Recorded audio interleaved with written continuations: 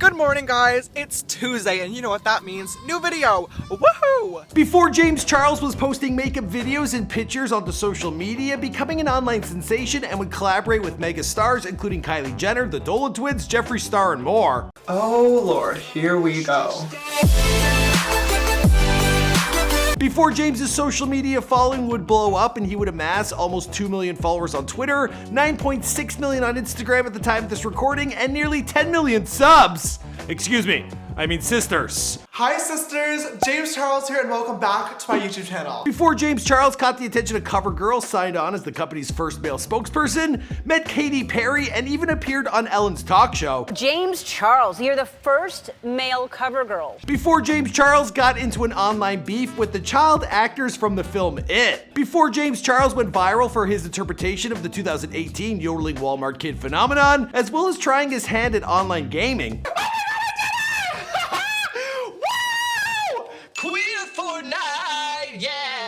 At only 19 years of age, James Charles has accomplished more in a few years than most can ever imagine doing in a lifetime. He's literally like the Jesus of the beauty community, but that makes a lot of sense because he was born in a town known as Bethlehem.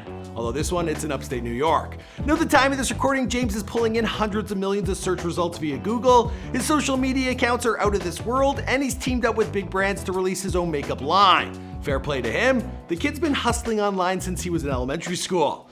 But his openness and candor with his fans online, it has resulted in a few social media scandals, including some online beef with Hollywood actors and a few fine folks out in Africa. Oh God, I just had to add in some tea there for ya. I'm sorry, James. What's going on, guys? It's your boy Michael McCrudden, documenting the life and career of James Charles prior to fame. Here for you, of course, on Before They're Famous. Now, on this channel, we document a lot of YouTubers. In the past, we've done Shane Dawson, we've done some babes like Alyssa Violet, Erica Costal, and I got a feeling Mr. Beast. We'll be working on that shortly. Also, Yes Theory. But as always, you guys have to let us know who's next in the comments down below. And, well, now let's roll that intro.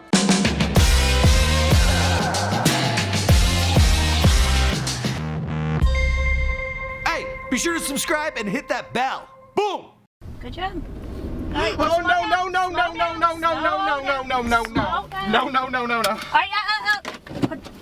no.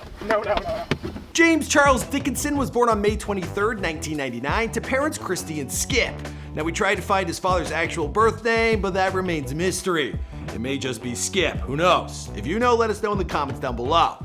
Now, it's been confirmed that he works as an independent contractor who would later apply his skills to build his son a small studio where he could film his very first videos. While sources state that he was born in Bethlehem, New York, James said in interviews that he grew up in the state capital of Albany and moved to Bethlehem when he was in the 2nd grade. So that blows my Jesus theory out of the water. Now, his parents were unhappy with the Albany school system and they wanted to move James and his younger brother Ian to a safer area. For those wondering where Bethlehem is, well, it's a town of about 30,000 people located just outside the state capital of Albany. While Bethlehem is somewhat of a middle-class suburban town, James has said that he's not the biggest fan of upstate New York. Welcome back to Brother and Sister. Sister and brother. Brother and Sister. Sister and brother. Brother and Sister. Sister and brother. James and his younger brother Ian, they had a rocky relationship growing up, with James describing himself as being a huge bully to Ian. He recalled a story from when they were toddlers when the family was eating at the dinner table, and the two brothers began to fight. Then James, he got out of his seat and he kicked Ian's high chair over. Ian fell back and he hit the radiator, busting his lip open. Ironically, Ian would often end up sticking up for James when the kids would pick on him at school. Now, James has stated that it was hard for the two to bond as children because, well, there was a lot of differences. James would spend time indoors while Ian, he leaned more towards athletics. Nevertheless, James says that his newfound fame has brought he and Ian closer together. Now, the two brothers, they now have a YouTube series on James's channel called Brother and Sister, well, where they discuss certain topics. Hi sisters, my name is James. And I'm Ian. And welcome to the first ever episode of the James and Ian Show. James enjoyed singing while growing up, stating that he's been singing literally since the moment he came out of his mother, unfortunately for everybody's ears. Now, judging by this video, I'd say he's being a little hard on himself. He's pretty good. I'm happy for you, know that I am. James has always been very entrepreneurial, selling stuffed animals and friendship bracelets to kids in elementary school. He's been a hustler since he was just a child. Take that, 50 Cent. Now, James seemed to be passionate about two things in his youth: makeup and social media. He made his own Twitter account at 11 years old called That's What Kids Do, where he posted funny thoughts, memes, and inspirational quotes. And this got some guidance from his dad. They got the account to up to 80,000 followers. But then 11-year-old James, he was a little gullible and he was conned into giving away his password. So he lost all that momentum. Switching to Tumblr, he gained a following on the app. When he finally saved up enough cash, he purchased a MacBook. And James eventually he moved on to YouTube. Now, his original channel was geared more towards making people laugh. His first video was actually a chat between he and his mother. Our first one today is swag. I think swag means rhythm. He's got a lot of style. James came out to his parents as openly gay when he was just 12 years old. But he didn't just sit down and tell them. Now, if you've seen his YouTube video, you know he's always been more of a performer. Late one night, James was writing a paper when he decided to go online and, do his business. Midway through, his father opened the door and caught a glimpse of what he had been looking at. The next day, his parents checked his internet history and saw what he was searching up. Thinking that they would get mad, he was moved to find out that his parents supported him, and they were simply concerned about the potential predators that he may have been chatting with online. Now, due to her son's interest in makeup, his mother came to believe that James was transgender. While she was fine with this, she expressed concern for him, being as she has never dealt with this change before. Now, James assured them that this wasn't the case. He stated, "It was definitely a rough patch in my family, and everybody was kind of confused, but I tried to explain to them as best as I could that I was comfortable with my gender identity and just wanted to do this to kind of express myself." And of course, once I started gaining followers and getting paychecks and stuff, it became more of a reality that I wanted to do it as something serious rather than just as a little hobby after school. James attended Bethlehem Central High School, where he stated that one of his favorite classes was Mr. Smith's economics class, and James worked tirelessly to complete assignments and earn himself a high GPA. School for me was a spooked situation. I definitely knew that I wanted to graduate early and get out. James admits that while he performed well on stage, he wasn't a huge fan of school. Graduating from high school early, he has expressed little interest as of yet in going to college. But seeing how much bank this kid's pulling in, I think he's okay. For a time, he was employed at a frozen yogurt shop and eventually found work as a hairdresser. Now, he was styling his friend's hair for a local military ball when she told him that she was going to be late for her makeup appointment. Now, to save her, he applied her makeup at the salon.